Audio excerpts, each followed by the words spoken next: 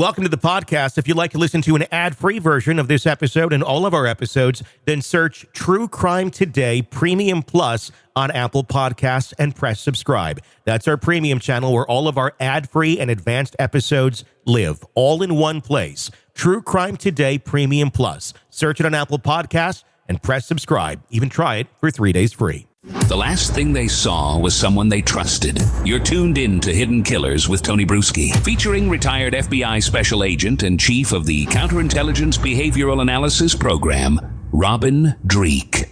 Sean Diddy Combs, it's been an interesting week. At least I'll say this as of I don't know, how many months have we been following this now? Many.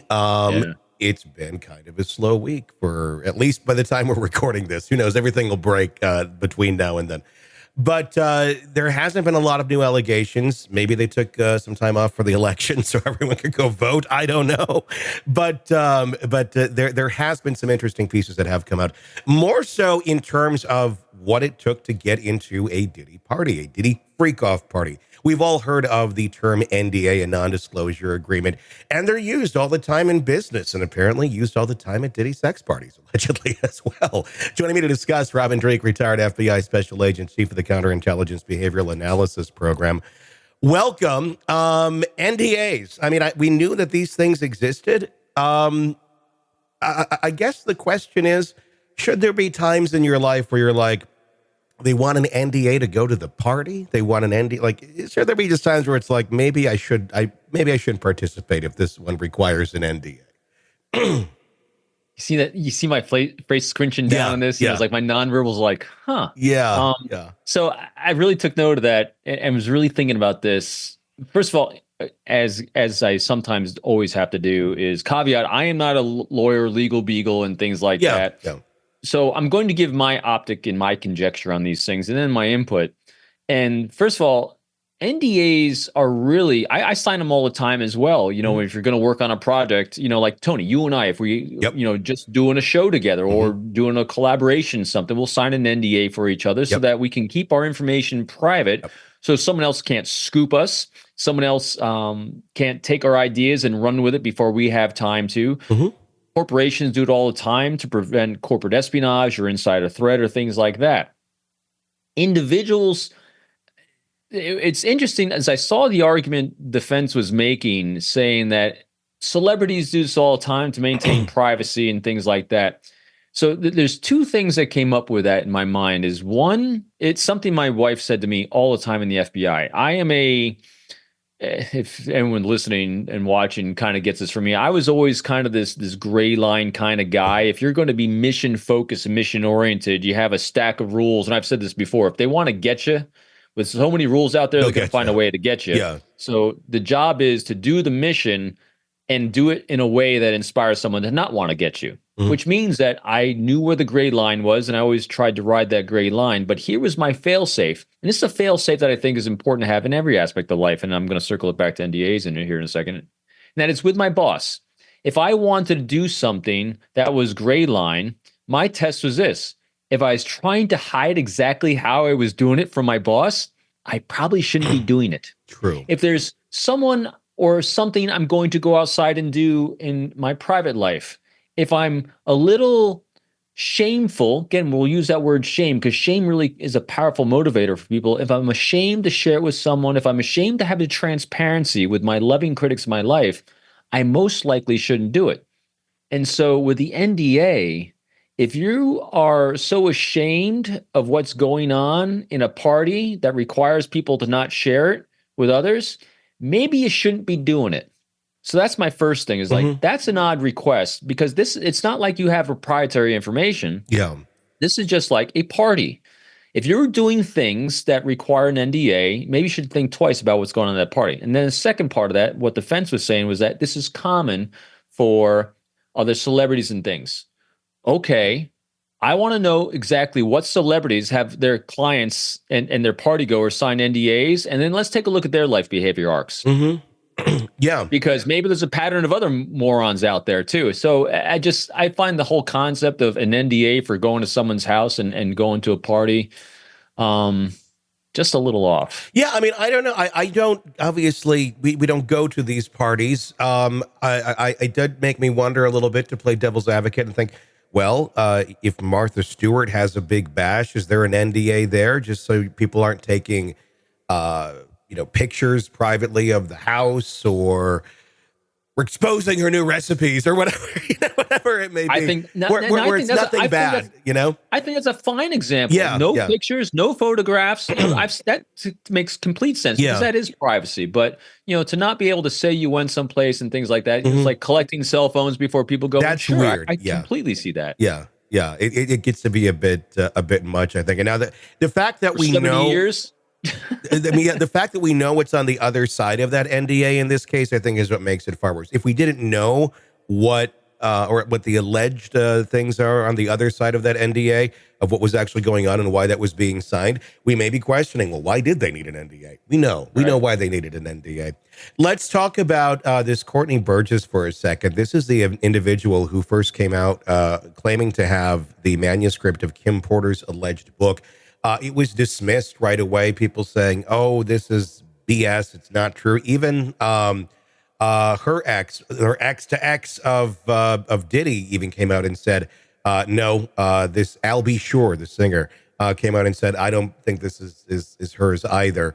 So you had a lot of people saying, we don't believe this is legit. But then, surprise, surprise, he's sitting there talking with the grand jury. It went beyond the civil. It went straight to the grand jury conversation, where he's having these conversations with them. If he was so not credible, would he be talking to the grand jury? How much vetting would have been done, I guess, on the part of Homeland Security and whoever is investigating this, before that person ends up sitting with a grand jury sharing what they claim to be true?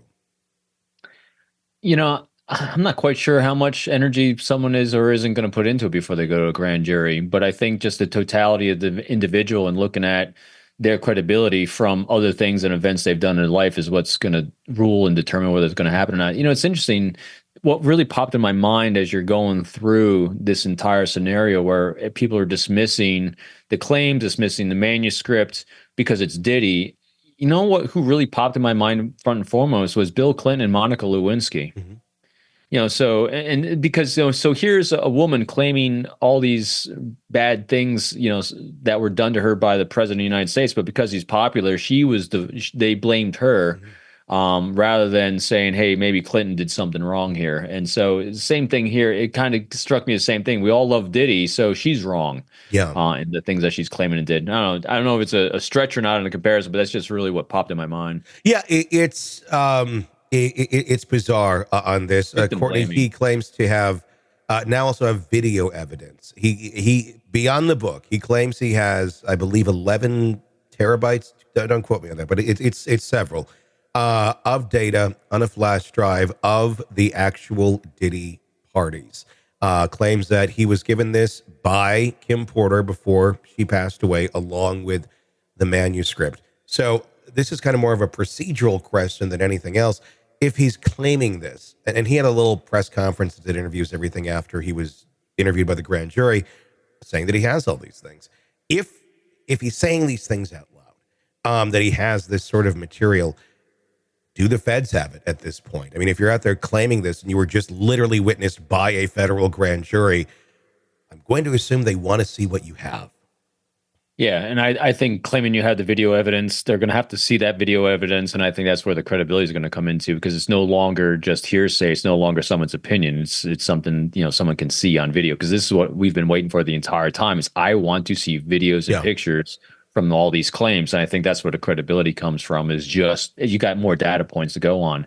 So I would think that they would have that in their possession already. The problem, though, is that you don't know that just because of the volume of investigation that's going on with a lot of people and a lot of claims. Well, there you have it. Sean Diddy Combs. It's been another wild week in what has been one of the most closely watched cases of the year. At this point, you think the dust might settle, but no, the story keeps evolving layer by layer, allegation by allegation.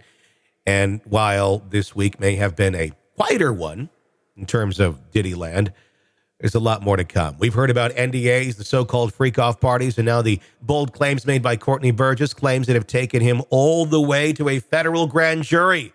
Not every day you see someone dismissed so quickly in the court of public opinion, only to resurface at the heart of a federal investigation. That says something about his evidence, folks. If the feds thought there was nothing to his story, he wouldn't be sitting in front of a grand jury. And yet, here we are. Allegations, though, raises critical questions. How much more out there is there? And if these allegations are on flash drives containing terabytes of incriminating footage, are indeed they're in federal hands, then this case may be far from over. The slow, deliberate pace of federal prosecutors suggests that they're building something airtight, piece by piece. In a world of federal justice, they don't make a move unless they believe they can win. What's truly striking about all this is how it plays out in the court of public opinion. Every new detail, no matter how small, adds weight to the narrative. The more we learn, the harder it becomes to separate fact from assumption. So we'll keep following this case, digging into every development and breaking it all down for you piece by piece. Thanks to Robin Dreeke for joining us to discuss. He has a brand new book out. It's right here, Unbreakable Alliances. Please do check it out wherever you get books. It's an amazing read. And thank you for joining us. We'll be back with more to this story as it continues to unfold. I'm Tony Bruschi. Be sure to press subscribe so you don't miss any of our updates. Until next time, stay informed and keep questioning everything. Welcome to the podcast. If you'd like to listen to an ad-free version of this episode and all of our episodes, then search True Crime Today Premium Plus on Apple Podcasts and press subscribe. That's our premium channel where all of our ad-free and advanced episodes live, all in one place. True Crime Today Premium Plus. Search it on Apple Podcasts and press subscribe. Even try it for 3 days free. You're in the thick of a true crime saga, every detail sinking in. And then, wham, a commercial about something you couldn't care less about. It's like being served a microwaved dinner at a 5-star restaurant. But it doesn't have to be this way.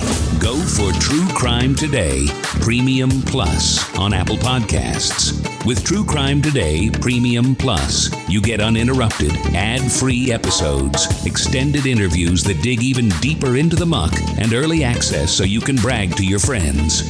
It's like ordering the secret menu at a crime buffet. So, search for True Crime Today Premium Plus on Apple Podcasts, subscribe, and savor every twisted detail without interruption.